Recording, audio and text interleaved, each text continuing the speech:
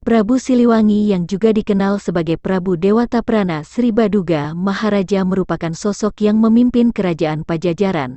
Prabu Siliwangi memimpin kerajaan Pajajaran yang bercorak Hindu pada rentang tahun 1482 sampai tahun 1521 Masehi. Nama Prabu Siliwangi menjadi terkenal karena bisa membawa kerajaan Pajajaran mencapai puncak kejayaannya.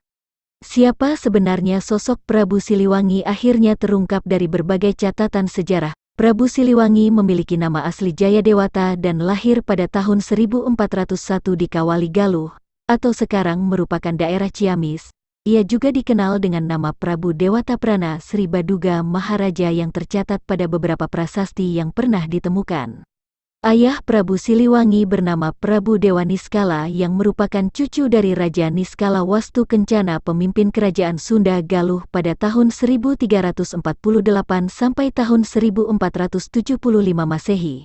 Sebutan Prabu Siliwangi sendiri berasal dari kata silih dan wangi, yaitu gelar turun-temurun yang diberikan kepada beberapa pemimpin karena menjadi pengganti yang bisa membawa harum nama kerajaan Pajajaran. Gelar Siliwangi juga pernah disematkan kepada Niskala Wastu Kancana, kakek Sri Baduga Maharaja. Namun seiring perjalanan waktu, gelar Prabu Siliwangi memang lebih melekat kepada Sri Baduga Maharaja.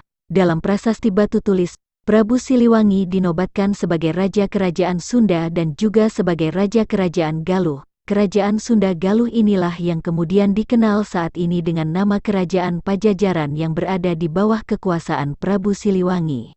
Masa kejayaan Prabu Siliwangi terjadi saat ia memegang pemerintahan di Kerajaan Pajajaran.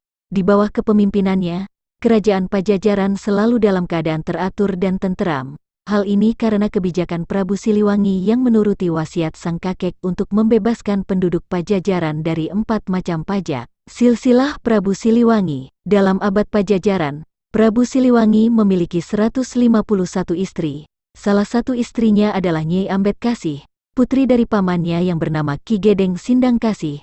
Selain itu, ia juga memperistri Nyai Subang Larang dan dikaruniai 3 orang anak. Anak pertamanya bernama Raden Walang Sungsang atau Pangeran Cakrabuwono, Nyimas Rara Santang, dan Raden Kian Santang. Nyimas Rara Santang adalah ibu dari Syarif Hidayatullah atau Sunan Gunung Jati. Sementara Raden Kian Santang terkenal karena menyebarkan agama Islam di tanah Sunda. Lanjut ke video part 2. Jangan lupa like, komen, dan subscribe tetap di channel Dokumentasi News 22.